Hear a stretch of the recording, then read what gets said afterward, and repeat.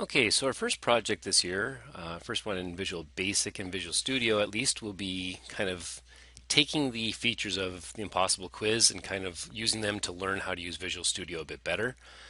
Give us a chance to sort of see some of the ideas of how the objects work, what we can do, so that when we get to our programming, sort of where we're doing the real programming ourselves, you'll just sort of understand that these are the things that are available to you, and you can kind of have a better idea of maybe when to use some different things. If you haven't played the Impossible Quiz before, you can simply Google it, and then well, there's an Impossible Quiz 2. The Impossible Quiz, the original, is here. Be careful if you go there, the built-in music is quite loud to start.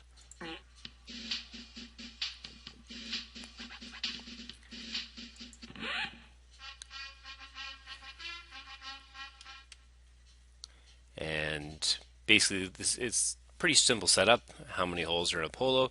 You have to answer the question. You have a certain number of lives. If you get it wrong, you lose. If you get it right, you move on to another question. Can a box? No, but a tin can. Okay. Oh, I lost one. Oh, I lost one. And game over when you lose your 3 lives. When you try again, it starts you back at the beginning. Okay, so that's sort of the general overview of how the game works. There's a number of different types of questions you'll run into, but we'll basically just sort of kind of look at how to set them up, and then later on you may choose to come back to this and actually build it up as your final project, add to it. The nice thing about it as a final project is, of course, you can just keep adding questions and questions and questions, and if it's getting close to the end of the year, you can kind of wrap things up and say, oh, this was my last question. Whether it's number 80 or number 100 or number 50 doesn't really matter at that point. So it's a nice project for building on, and you can kind of focus on your strengths at that point. Just something to keep track of later on. So what I've got here, a couple of labels: a label for lives, a label for the actual question as a starting point. Now you'll find all the objects that go on our screen off to the left here. So a label is right here. My suggestion is you stick with the ones that I cover, because some of them will be a little trickier. A link label is something else. You don't want to deal with it at this point in time, so stick with the straight up regular label. I also have a label here for displaying the lives. So if we run the program right now, I didn't want to see that. It gives me a chance to actually mention something though, I guess. So as we go through this, I'm going to have you build level 1, level 2, level 3. Each question will pull up the next question once it's answered correctly, just like in the demo I just ran. As you're going through these, you don't want to have to run through your own question 1, your own question 2, your own question 3 when you get to the point where you're testing question 4. So under project here, so again, for the future, once you get several forms open, under project, you can choose the name of your project's properties right at the bottom of that list. And the startup form is the one I'm interested in. I was testing form 4 most recently. Right now I'm on form 1, so I'll just keep it there.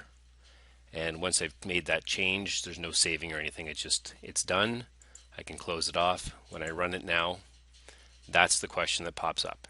And you can see it sort of starts similarly to the other one. Lives 3. What is the 7th letter of the alphabet? A, B, C, D, E, F, G. Oh, wrong, -1 life. Then I guess it must be H. And it moves on to the next question.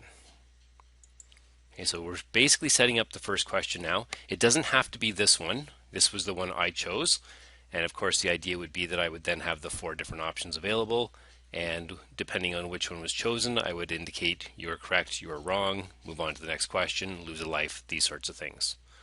So as a starting point, this is my starting point.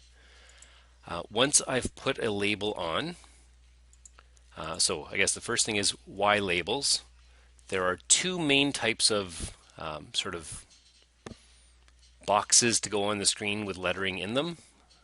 The label is the one that the user cannot change. There is also a text box, and if you put a text box on, the user can type into it. So basically, those are my 2 starting points. At this point, I want things to show up, but not let the user actually change the content, so labels are what I use. And as a rule, what I say is if the label is not something that changes, so here it just says what is the seventh letter of the alphabet, here it just says lives, I don't feel that I need to change the label's name. So this is label 3 right now because it happened to be the third one I put on the screen. Right here I have a label that is going to represent that number of lives.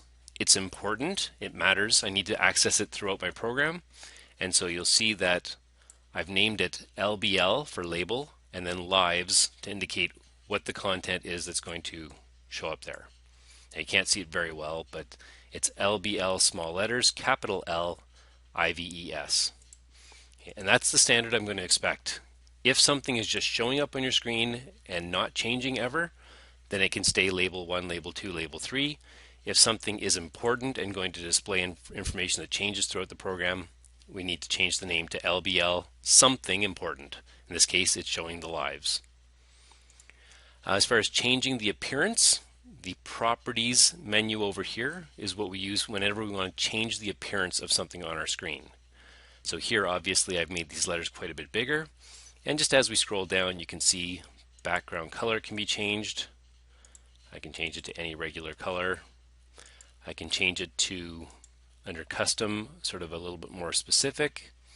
And under system here, I can choose something that matches a standard color in the program. The button face color, in this case, allows me to merge it with the background. When you put a label on the screen, auto size by default is true. And what you get is something like this where it just creates a label exactly large enough to fit exactly what you've typed into it. And you can't really play with it at all. So auto size, change to false, will be kind of the standard thing. That way if it's empty, it stays a certain size. If it's full, it stays a certain size. And of course, I can resize it as I need to at this point now. Shrink it, I can grow it, and I can make it fit kind of the way I like to see it fit, so that all the information shows up as neatly as possible. And then font is probably the main thing we'll be switching with for labels for now. And of course you can change the type of font just like in any other program, the size of the font, make it strike through, underline it. There's bold and italics in here as well. Okay, so those are sort of standard things for labels, pretty easy to work with. With your buttons, essentially the same idea. I can change the font by clicking on font here and choosing whatever I decide is appropriate. Here's a nice big H, just kind of got lucky. If I pay attention to what I do there, of course I could do the same thing for the other two. I can copy and paste a button or anything else once I have it, and the buttons will end up being called button 1, button 2, button 3, and so on. Similar to what I said about the labels, because buttons actually are relevant and they're always important in our program, they should be given better names. And so what I would tend to call them is button BTN. So here, BTN G, that's my button for G. BTNH, my button for H, and so on. Now the one thing to pay attention to is if you change the name of a button, chances are pretty good that you're going to mess up any content that's already there. So you should create the button, give it its name immediately, and then when you double click on it, left click twice there, it opens up the section in the code that allows me to put the information I need. And you can't maybe see it very well there, but all I'm doing is when they choose the button for H, it changes the text on the button to say great, then it opens the next form. So that's how we would open the next form, and it closes the current form. So me.close always closes me, whatever me happens to be, whichever form I'm on. Now, last couple of things, I guess, for this one. I have one more thing open here. It's called a module. And what happens is as I move from one form to another, information that was on one form will be lost. So over in the Solution Explorer here, if I right click on the information and choose Add a module, I can create a module. That's what I did to get this. In that module, I'm creating a variable, a public variable. So the public variable will exist throughout my program regardless of how many forms I create, and the variable will be called lives. Now, you should note this is not the same as the label up here, although this label up here is used to display that quote-unquote lives value. So if I look at the code that I have written, maybe we can understand a little bit better.